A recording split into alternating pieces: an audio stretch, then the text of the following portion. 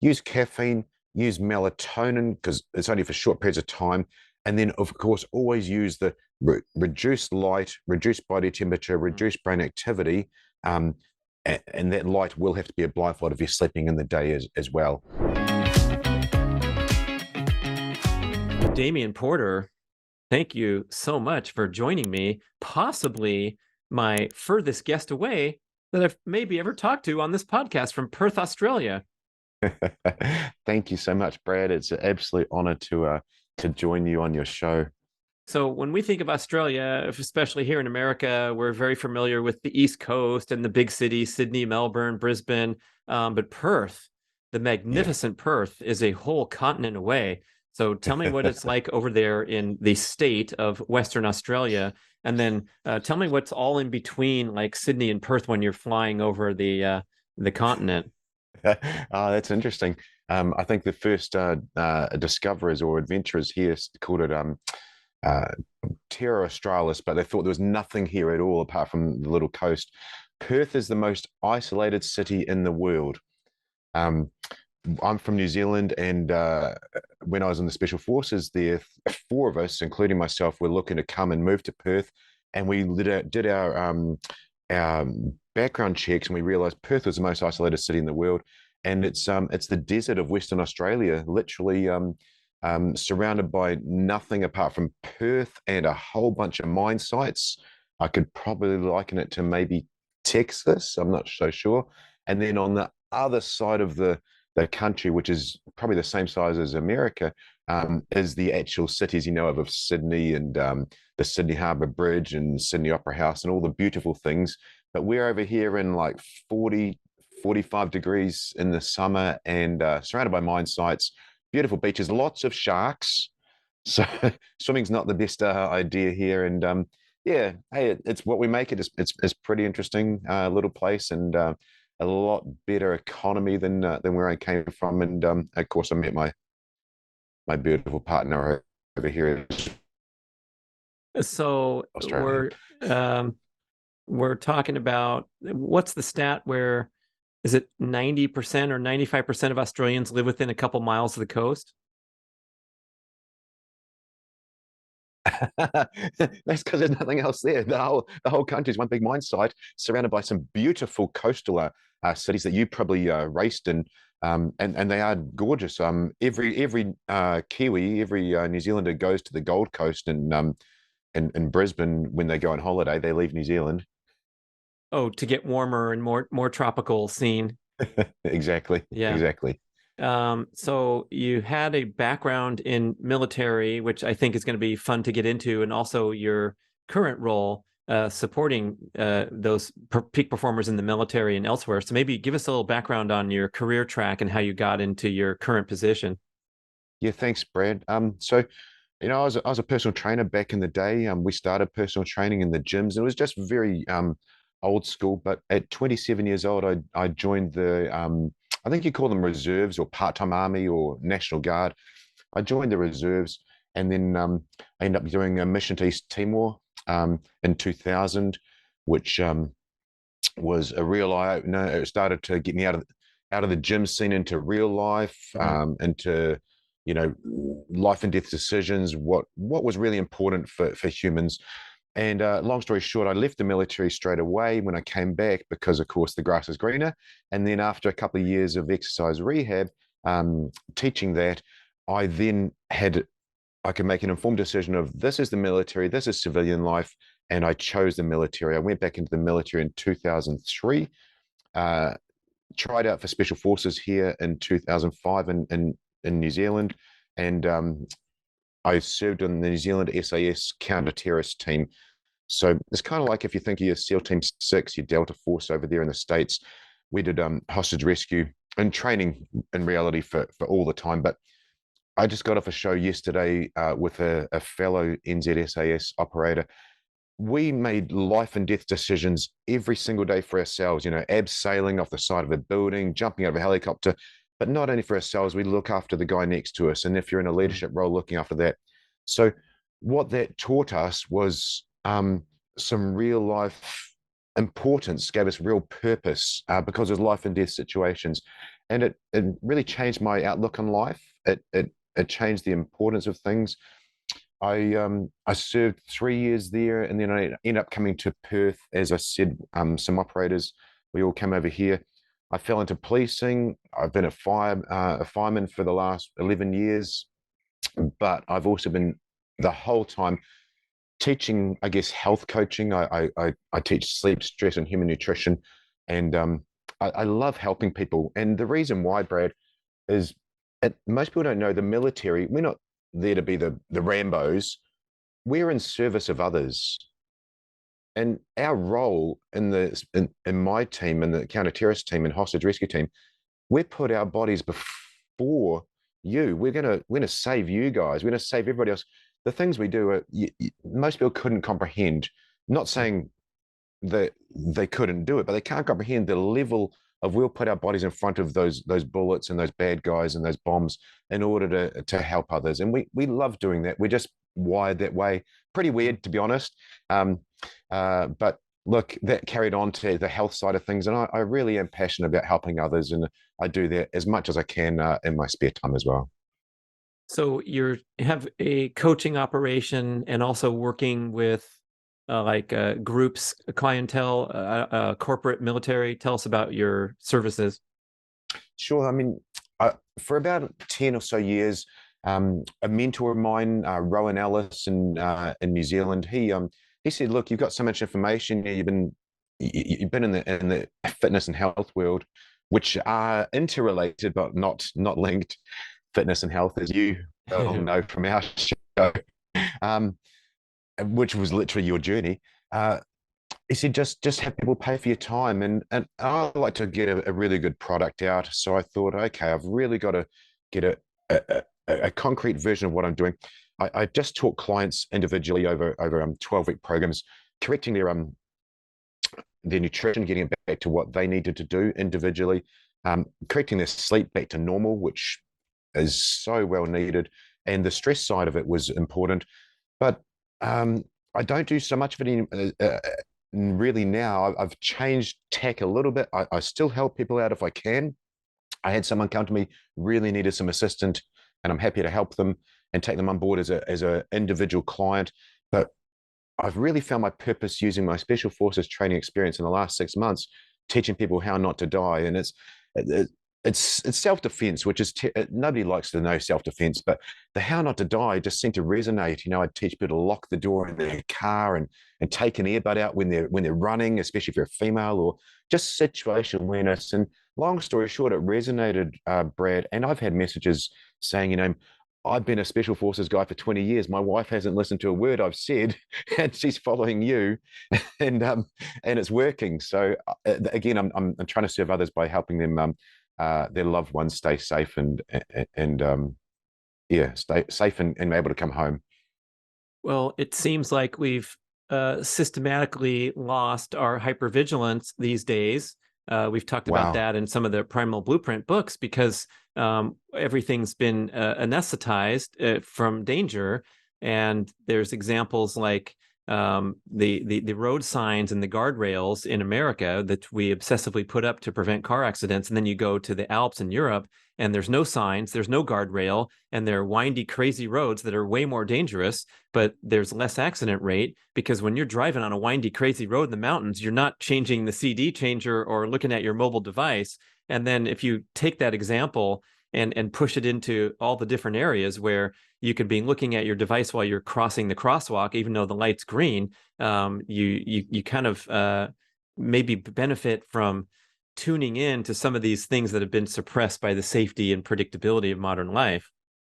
Absolutely. And it even relates to food as well. I mean, you got to take Mm. ownership, don't you, Brad? You got to take ownership of your sleep, your food, your stress response, and not outsource it at all. And I was just teaching, I was chatting with a SAS operator yesterday, I think, and we teach our kids the right stuff, yeah? But we forget about ourselves. And like Mm. they say in the plane, the oxygen mask comes down, put it on yourself first. Save yourself first, be of service to others. Same with first aid, make sure you're safe, then you can help others.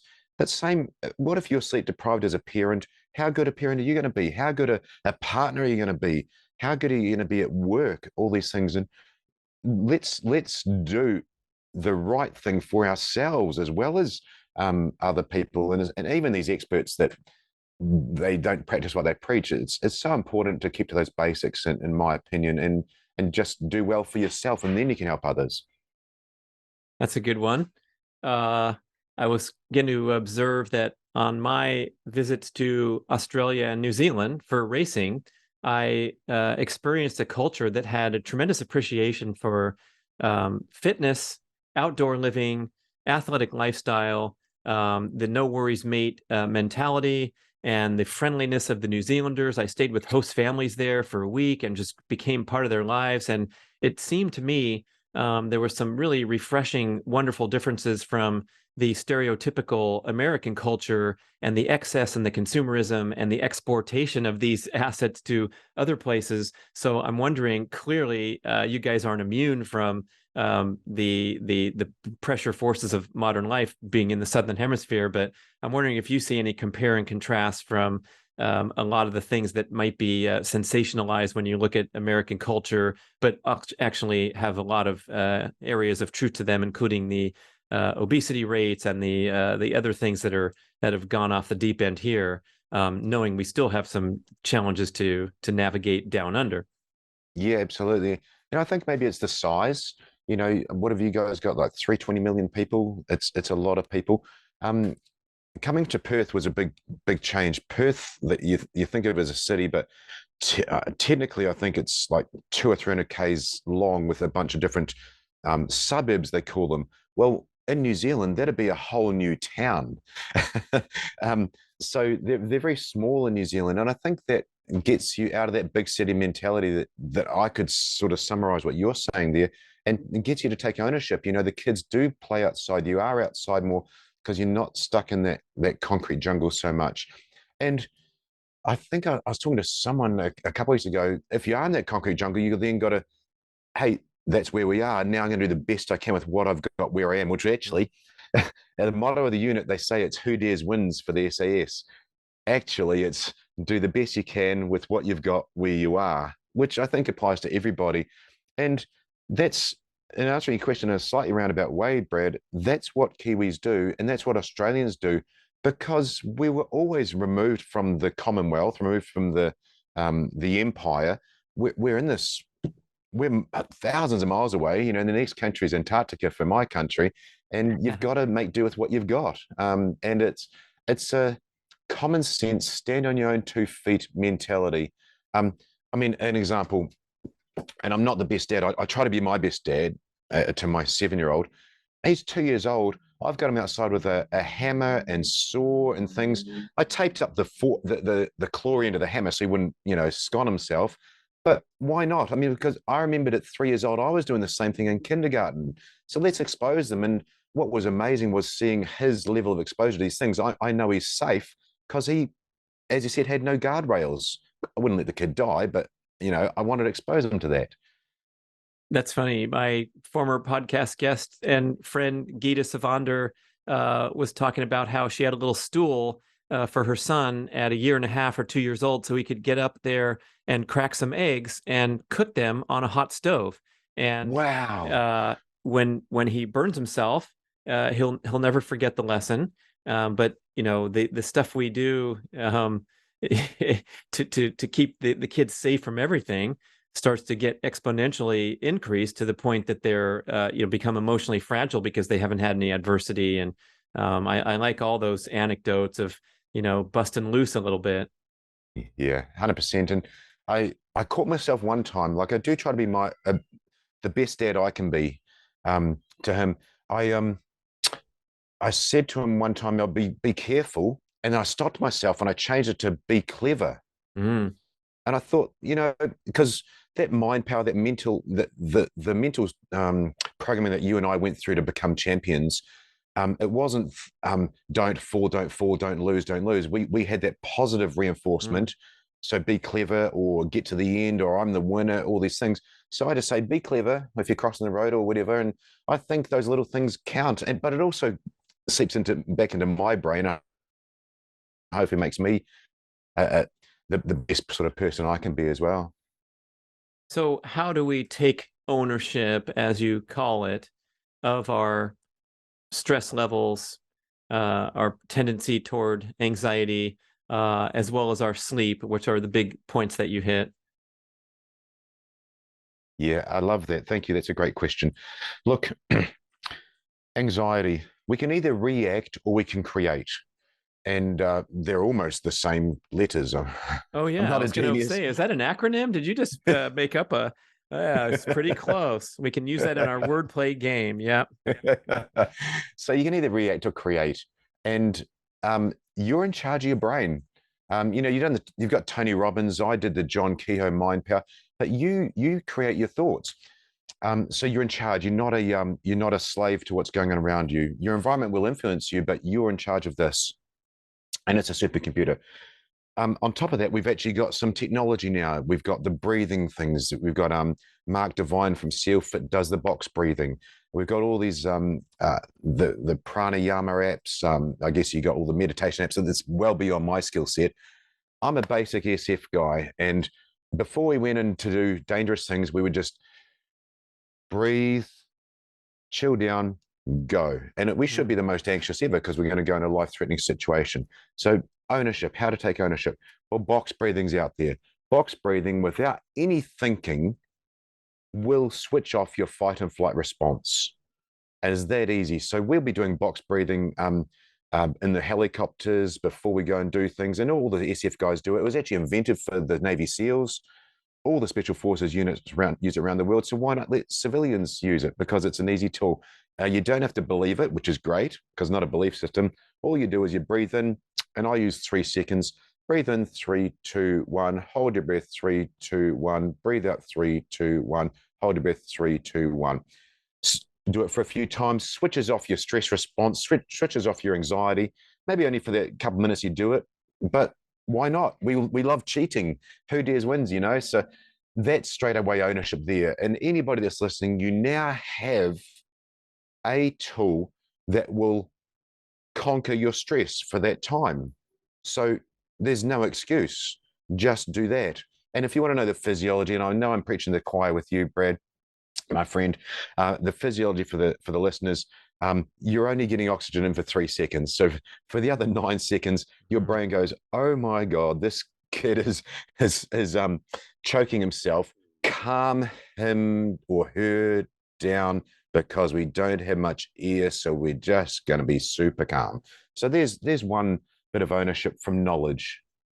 That's a good way to explain it, and it reminds me of the popular strategies and books like The Oxygen Advantage with Patrick McCune, or Breath by James Nestor, where they're talking about minimizing the intake of oxygen and improving the carbon dioxide tolerance to elicit a stress response as well as a performance advantage. But when you think about that box breathing, yeah, only one side of the box is the inhale. But I guess it goes hand in hand with when we're stressed, the tendency is to overbreathe, I guess, as a panic reaction.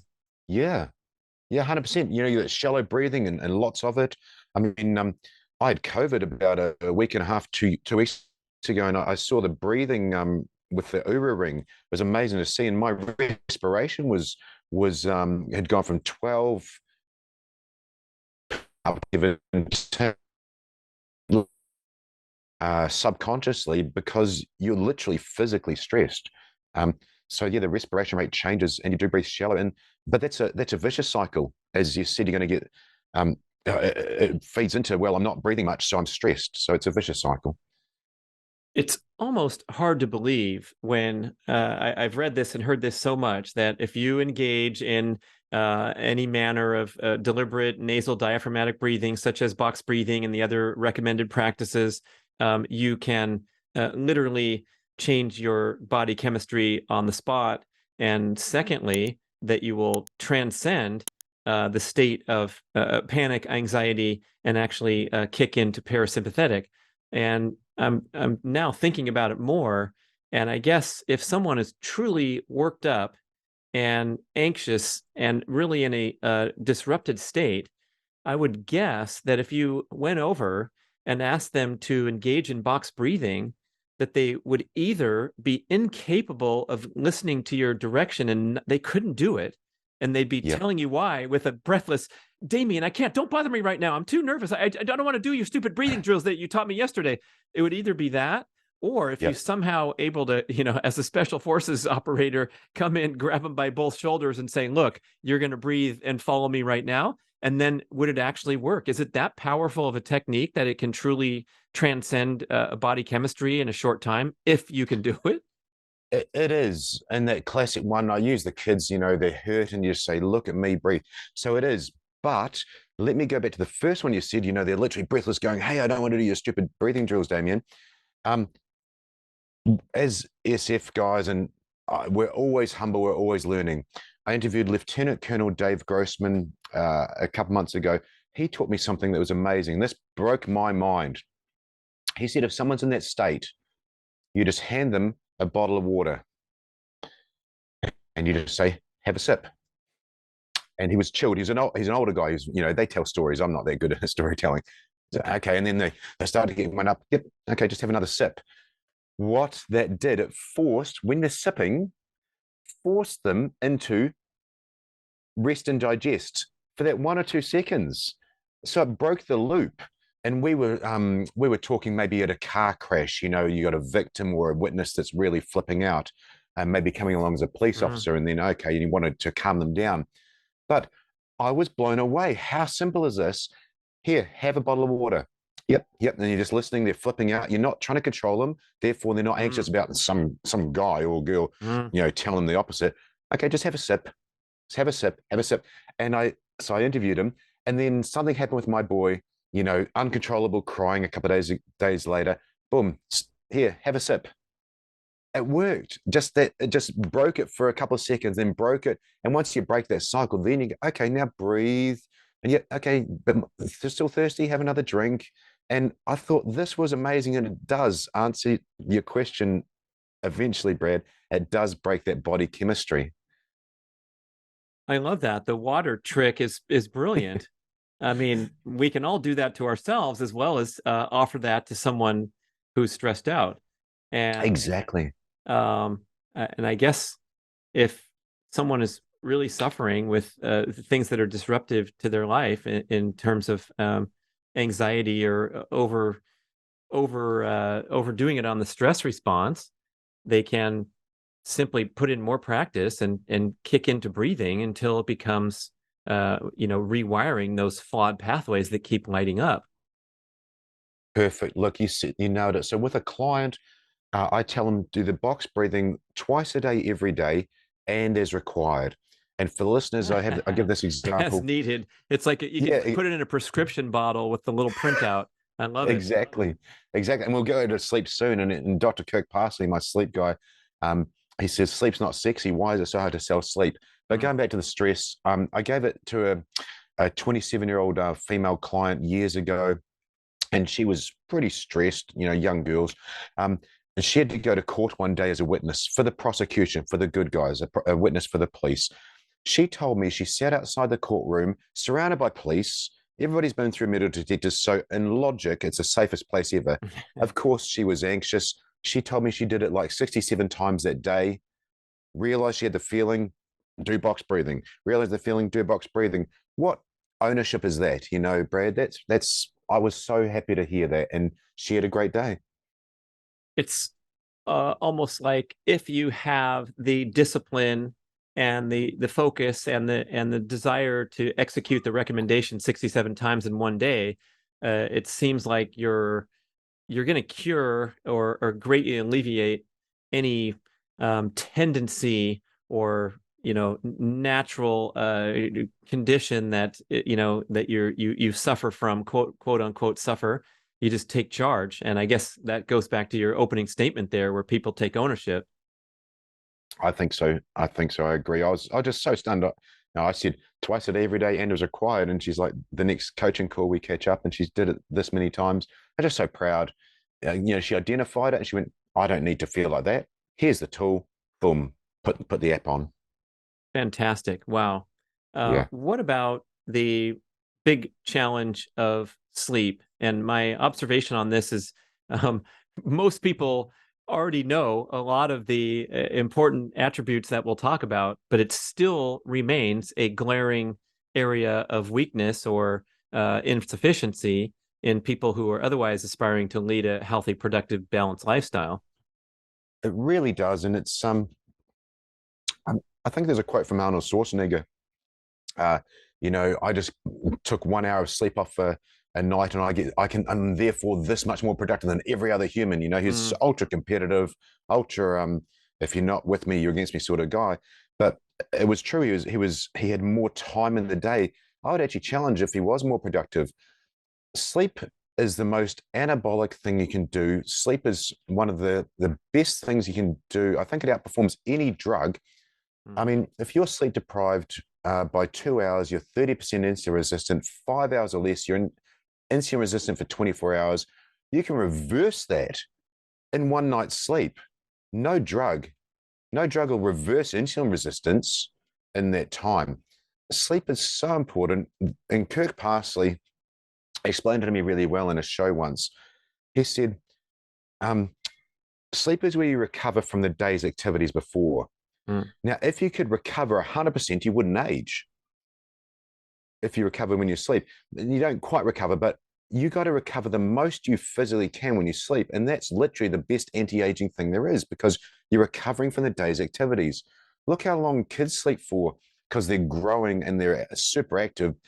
A kid will cut themselves or have a sprain or a bruise. Next day they wake up and go and do it again, because they were so anabolic, so recovered. And it is so important. And for us older generation that are using our brains rather than our physicality, it's super important to make that brain recover and convert those the short-term memories from yesterday into long-term memory today, and perform with our brain, because our bodies aren't what they were in our 20s. We know better. As parents, we teach our kids how to get to sleep. That's the point of the little baby, and then the toddler, and then the whatever the name is for when they're 7, 8, 9, and we just don't put importance on it for ourselves. But they know. I mean, they sleep 12 hours a day sometimes, depending on their age range. Sleep is one of the most important things you do for your health, your recovery, your performance. It's literally performance enhancing. If you're not, you're putting the handbrake on. And I'll give an example. Let's use a ego example. A male who loses 1 hour of his sleep a night for 1 year will put on 14 pounds of body fat. Now, if you're not putting on body fat, if you're listening, you've got but you're losing an hour of sleep. You've got the handbrake on. So you're doing great. Well done, you. You've got some good nutrition. You're probably exercising hard, but you're literally pedaling into the wind. You literally got the handbrake on, going against the current, whatever analogy you want to use. That is a straight up exact stat of what sleep deprivation can do. And that was only an hour. So sleep of 7.5 to 9 hours, depending on which one makes you feel the best. It's not a rule. We need it every night, and it needs to be consistent, and you will perform better, and you're going to be less anxious. Your metabolism is going to be amazing. Your insulin sensitivity is going to be great. Your hunger is going to normalize. I interviewed Chris Van Sant last week, one of the Delta Force guys who captured Saddam Hussein. And he was in a dark, wobbly, depressive, suicidal state, absolutely open to talk about it. To get himself right, he went into the wilderness for 2 or 3 weeks. And after 11 days, his sleep normalized. He felt amazing. He talked to his partner, and he became human again. He got back to where he was, because he was one of the best guys in the world at what he did. So sleep is key, but we do not place the importance on it. I still don't know why, Brad, but it is something we do. I'm fascinated by the research showing that if you're sleep deprived, you're 20% slower with cognitive function, or some number like that. And then the add-on is that you're not aware of it because you're sleep deprived. And so you think you're fine. It's sort of like the drunk driving analogy, where who's a good judge of their ability to operate a motor vehicle? Someone who's sober. And so someone who has blood alcohol level, they are going to think that they can drive in large part due to the blood alcohol clouding their judgment. And so everyone knows that, shocking reality. But if we can apply that analogy to sleep, boy, that's a real slap in the face to think, boy, how can I get more productive by closing the lid and coming back later instead of trying to power through. 100%. And caffeine helps it a little bit. But 18 hours awake, you are then legally drunk. That's the number. You're at Wow. 0.8. I don't know how they relate the numbers, but you're at 0.8. You're legally drunk after 18 hours awake. And as a police officer, we do long shifts. And I remember 6 in the morning, literally whipping my head while I was driving the car. When I finished that shift, I stopped. I pulled a car over to keep me awake. I pulled the first car over in front of me. I had to get out of the car, talk to the guys. That wake me up a little bit. But when I got back to the station, I went to sleep for an hour and a half before I went home because I would have killed myself or someone else. That's pushing it out to the limit, and that's a pretty common attribute of the military career as well as the law enforcement, huh? Yeah, you put yourself last. You're in service of others, and Mm. we don't listen to signals. But when I was in the special forces, we used to do exercises with sleep deprivation. You're just out doing the job for 2 days and so on, and then the weekends come, right. The exercise is finished. It's Friday. We want to go and party, and the boss wouldn't let us go for about 3 or 4 hours. And we're thinking, the officers, well, what are they doing? They're doing their fancy talking, and then eventually we all sort of crash out on the couches because we're Mm. waiting. We're going, oh, come on, hurry up with your. Well, they were sneaky, weren't they? Mm. Fantastic. Yeah. So let's talk about two different scenarios. One is the person who actually does have the flexibility and the advantage of creating a bedtime and an awakening time.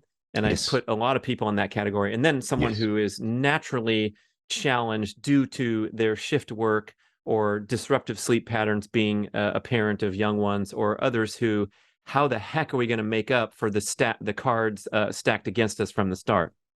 I love that. That's so real. Thank you for asking such a great question, Brad. Look, let's get the easy one out of the way. The person that has got control over their hours, you sunset happens. You don't have light that's not orange coming in your eyes after sunset. So Mm. put the sexy glasses on, the orange glasses, or even easier for a bit of sociability with your partner, get an orange or red light bulb in your lounge, and that's going to put you to sleep. Historically, from civilizations, Aboriginal civilizations, about 2 hours after sun goes down, maybe 3 hours. Mm. So you go to sleep with the darkness there. The three things that never change for sleep is lack of light after sunset, reduced body temperature, and reduced brain activity. Example, and I really am such a crayon guy. I apologize for being so brutal, but you wouldn't put your little baby bath bottle um, and then pull them out into the lounge, put all the lights on, put Rambo on the TV, and start partying. You know well enough it's going to be calming them down, nice dark lights, and then put them to bed. Same thing for us. We're the same. So lack of light after sunset, reduced body temperature, and reduced brain activity. And then you go to sleep, and then you wake up naturally without an alarm clock. For us, we literally wake up at 4:30 in the morning because it's light at 4:15 here. But we were asleep at 9:30. So I don't know what the maths is there. We slept in again with that little sleep cycle to about 5, but there's somewhere about 7.5, 8 hours. We try to get to sleep at 8:30. That's the basics. I do find that someone that's really trying to reset their sleep cycles and get their sleep back, they do need a crutch. And I always use a sleep supplement with those people for about a month. Mm. And the reason why is they know what normal, which for them is great. It's like magic. They know what it feels like. So they're motivated to get there. And of course, they're actually biologically better to get there because they had a good night's sleep, and then they're going to build on that. So I, I use Dr. Kirk Parsley's sleep formula developed for the SEALs. It just works every time. You can also use melatonin, but there's ups and downs. I'm sure people have talked about on your show of doing too much. So the person that has that, that's what you need to do. Going to sleep with the light, keeping that sleep hygiene. And if we just look at what I said, that's probably not going to be technology because you're not looking at those lights after sunset, and then waking up naturally. Um, super important is getting this light. I'm outside. It's not, we've got a virtual background. It's not my bookcase. I'm outside in that light in the morning, and that resets my clock every time to realize that sunset's going to be happening a few hours later. So light in the morning, natural light is super important. And no coffee after, say, 12 or 12 till 3. Caffeine has a half-life of 5 hours, so it builds up. So watch your stimulant intake. But that's the basics. Let's keep it super simple. We don't want to get those 1%ers. Let's get the big low-hanging fruit. Mm. Now, the next one would be my first responders, the people, the shift work, the nurses, and so on. But I'll pause and see if you've got any questions on what I went through there, Brad.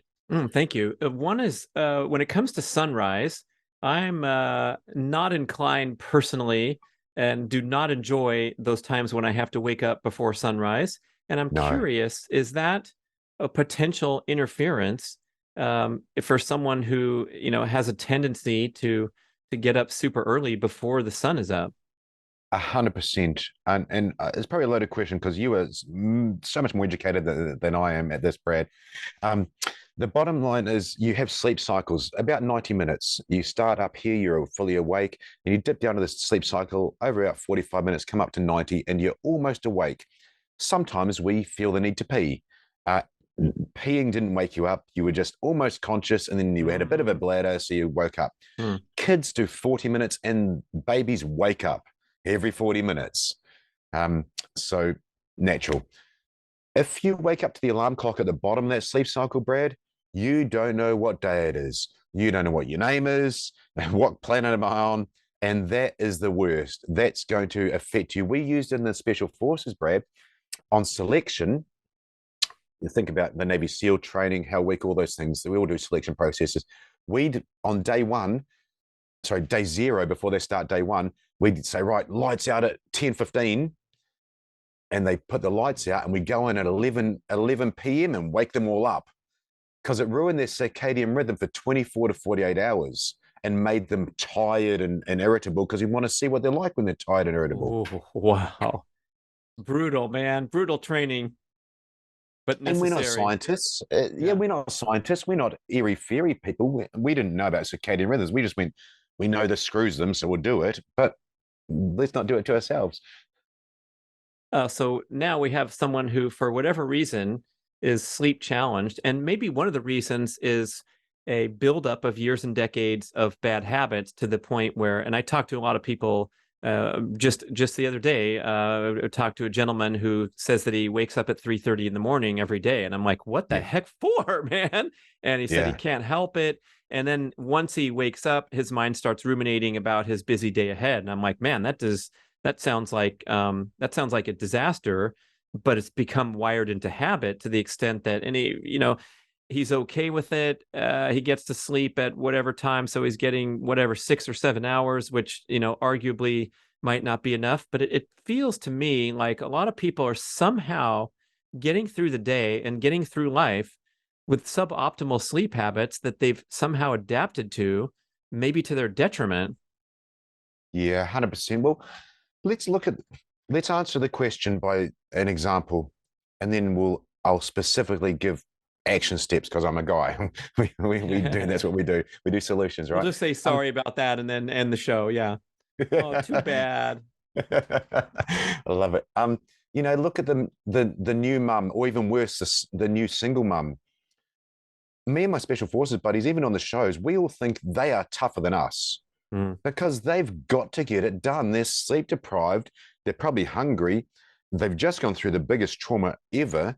If they're breastfeeding, 30% of their calorie need has gone to producing breast milk. They are amazing, and I've done it as a single dad. My boy's with me for 4 days of my fireman off days and 4 days with his mum. We've co-raised him for the whole time. I've done the circle in the kitchen and didn't know where you are, so I know what it's like to some extent. But I think those sleep deprived ladies, mums, are absolutely phenomenal, and they get it done, Brad, answering your question, because they have to. Mm. But once you show them what a night's sleep is like, once that man or the male that you spoke about knows what real good sleep is like just once, you've shown them the golden goose. You've shown them the heaven or whatever you want to call it. and they will go, wow, I thought I was good here, and then I've seen this. This is amazing. The answer to that, I think, is you've got to give them that crutch. You've got to give them that good sleep. Chris Van Sant went to the wilderness, and on day 11, he was sleeping 9, 10 hours, and he was amazed at how well he felt, and everything was gone. But you got to give them the crutch, show them what good sleep feels like, and then teach them concurrently how to achieve that over and over consistently. They need to reteach themselves because they knew better when they were young. Boy, what a treatment protocol to go out into the wilderness for 11 days. And imagine the potential success rate for so many people suffering from modern maladies and receiving modern treatment, namely prescription medication and whatever else they're doing. But yeah, going out, I'm sure your sleep would normalize under the stars in a very short time, and you'd probably get bored. There's no Netflix to watch, so you could correct your sleep. Lifelong sleep difficulties can be managed with 11 days in the wilderness. Well, it's actually not just a question that you're thrown out there, Brad. Like I was talking to Chris, and I said there was a study done, and I've tried to find it. I saved it on one computer. There was a study done on, I think the number was about 20 insomniacs, and these were bad insomniacs, like for 20 years couldn't sleep, and they took them in the wilderness for 20 days, I think. Long story short, every one of them normalized their sleep patterns by day 11, somewhere sooner, somewhere later. And Chris, chatting just like this, he's like, wow, that happened to me. I did this, and on day 11, and he was the same. So there was a real world example of Chris, and then the intellectual world example of a study. But yeah, if you do that, you will reset. It resets things. It's great, and why not? I mean, can you spend 12 days, 14 days out to make your life so amazing later on? I mean, why not? You'd spend money with a doctor and do prescription drugs, so why not just spend 12 days away?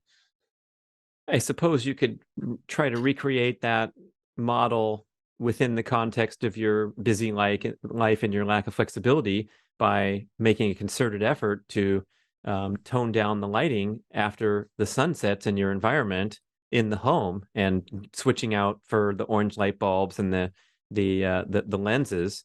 If you cared enough, it wouldn't even be that disruptive if you just took those baby steps in that direction. I think so too. And you know, armed with knowledge is so important, and apply that knowledge. Just do one thing. When I give these tips to people, I don't give them to be stressful and change their life. Just do one little thing. If the person can handle five, they can handle five things. But let's just add that thing and get better. Add that thing, get better, and be incremental. Let's be real and meet people where they're at. Yeah, it's easy to do. Just start applying it. Take action. I mean, who is the awesome guy, Marcus Aurelius Anderson? Acta non verba. Actions, not words. Let's not get stuck in the weeds of education, and actually take action there, and go to where is it, Home Depot over there, and get an orange light bulb. Yeah, they're fun. Switch them out. Use the red light panels, whatever you can do to a candlelight and firelight. We should mention that hue of light is not disruptive to melatonin in the same manner that blue light is, which is the term that we use for the bright indoor light that appears to be white in color. So it can be a big change, and you can still navigate around your house and watch your entertainment on the screen if you're inclined, maybe wearing some orange lenses. So now we have the people who have these built-in challenges, such as shift work and other ways to cope and get around the realities, such as napping or any other strategies.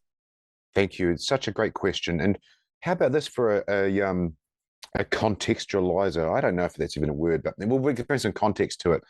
The person that you want to save your life, as a police officer, as a paramedic, what about a doctor when you go to the emergency room at 3 a.m? You want that person to be the best brain ever, right? They did at least 7 years of med school.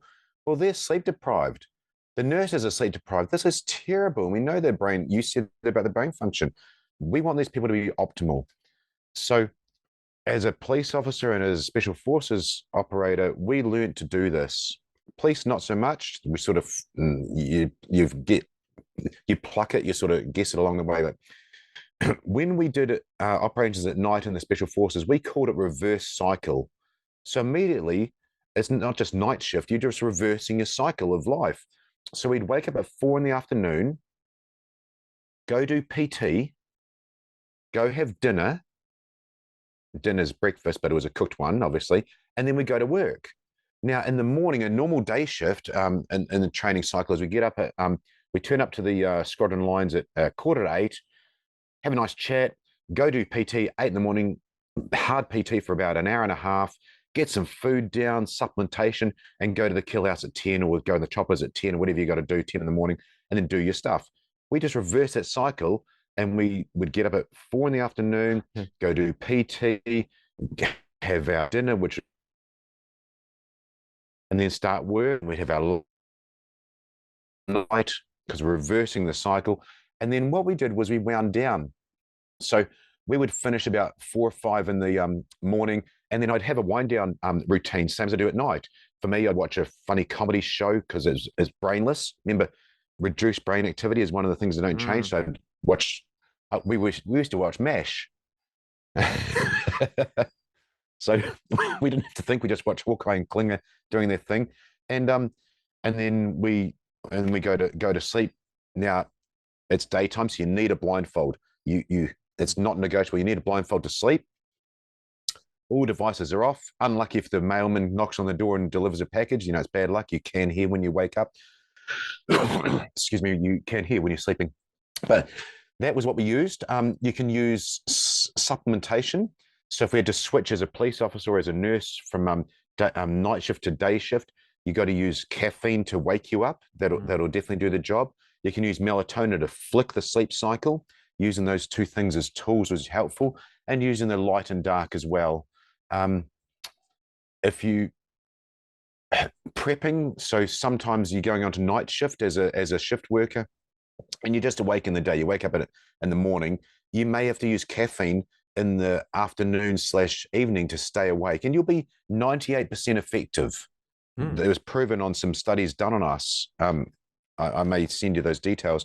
But it's proven that with caffeine, you'll be 98% effective for 36 hours with enough caffeine. But just use it to shift that cycle. And then, of course, after you've done your night shift, wind it down. Maybe use some melatonin then, and that'll flick you. And then you do have a many subsequent days and nights of that shift. I guess summarizing, use caffeine, use melatonin because it's only for short periods of time. And then, of course, always use the reduced light, reduced body temperature, reduced brain activity. And that light will have to be a blindfold if you're sleeping in the day as well. Only hint is don't use the orange glasses driving home at night because you'll crash. You can't see the green and the orange very well. So that element of reduced body temperature, I remember Matthew Walker referencing that from his book, Why We Sleep, that the body temperature needs to drop by a couple degrees in order to fall asleep. It's a huge thing. Now, are there strategies to artificially reduce body temperature as we wind down toward bedtime? Thank you. I'm so glad you asked that. Yep. So 19 degrees Celsius, please, Americans, everybody else in the world is good, but Americans have changed that one from Fahrenheit to Fahrenheit. 19 degrees Celsius is the optimal air temperature. It may just have to be for your head. So you can be under a blanket and that's okay. The optimal air temperature for sleeping is 9 to 10 degrees Celsius. So if you double it and add 30, sorry, 19. I've got a little 19, bit of 9. Yeah, 9. So that's double it and add 30. That's what we do. That's 19 is 38, and then add 30 is 68 Fahrenheit, and that's commonly referenced too. Which I think in a lot of cases people will be surprised how cold that is, and need to make some adjustments accordingly. Look, I agree. It's super important. It was 19 degrees at night the other night here, and it was nice. We'd have the windows open. But when it's 25 degrees Celsius at night, it's going to be too hot. So you got to have the air conditioning on. 19 degrees. I found with clients with rheumatoid arthritis, they can't handle that. So they might put an ice pack underneath their pillow. So it's just cooling their brain down. So there's a little hack as well. And Ariana Huffington says to get in a warm shower, and many other experts say so too, where if you warm the body up through the shower, you will have a compensatory response of actually dropping the body temperature as the blood leaves your extremities that was in there during the warm shower. And that's a great way to prepare for bed.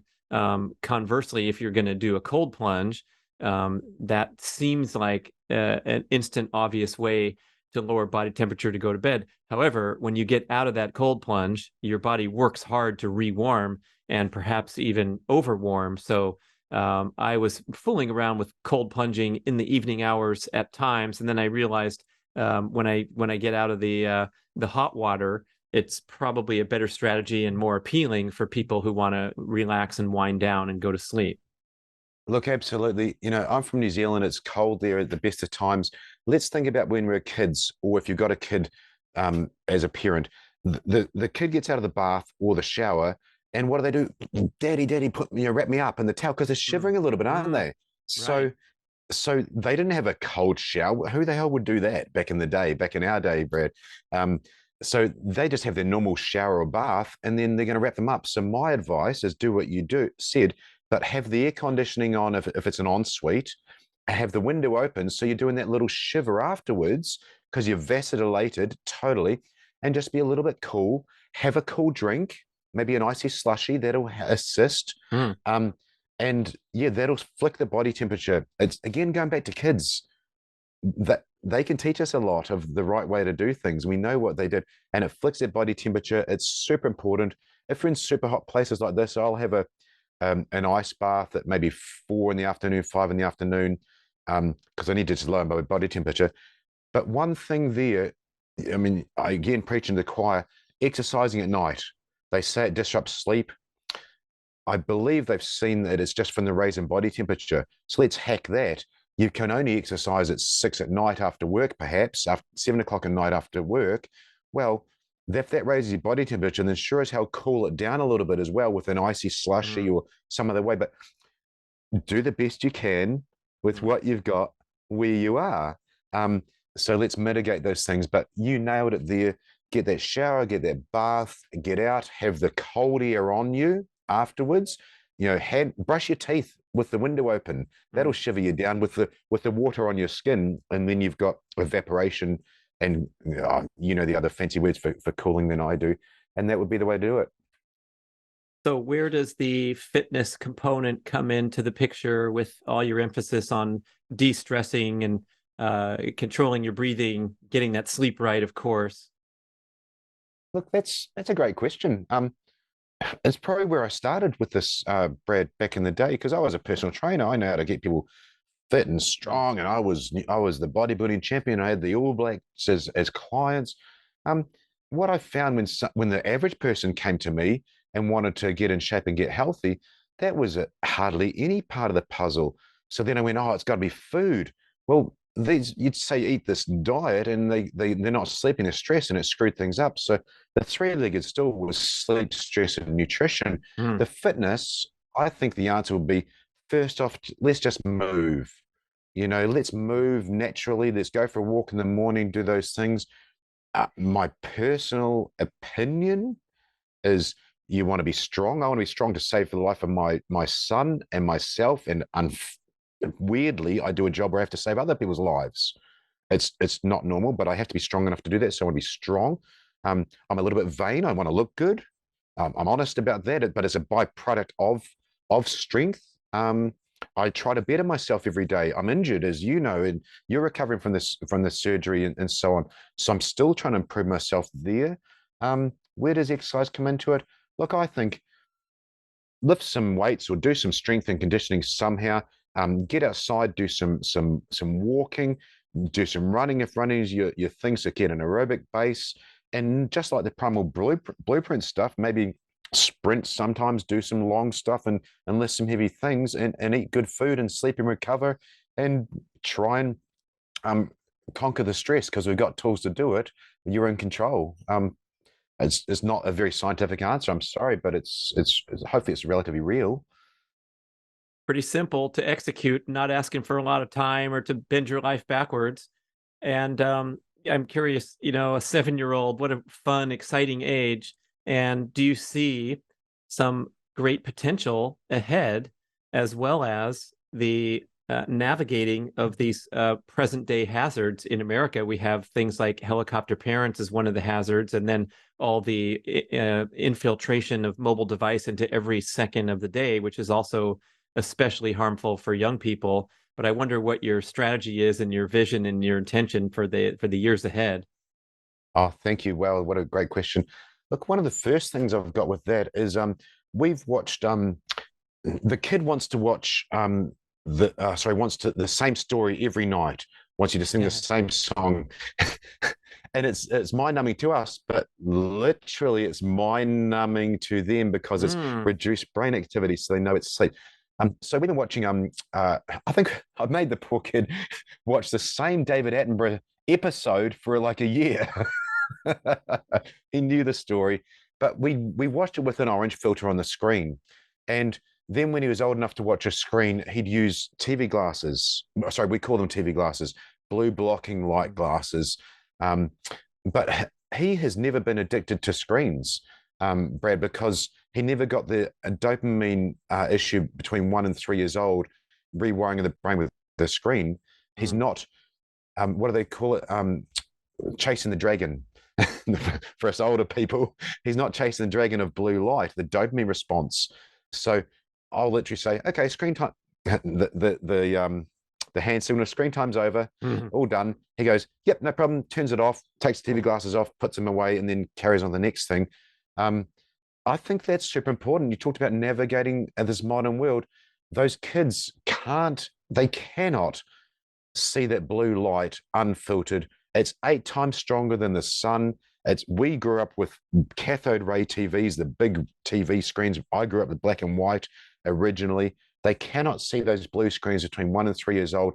Otherwise, they're going to chase that dragon for life, and they're going to look for other ways to get dopamine, because playing with toys and hammers and nails and saws won't cut it.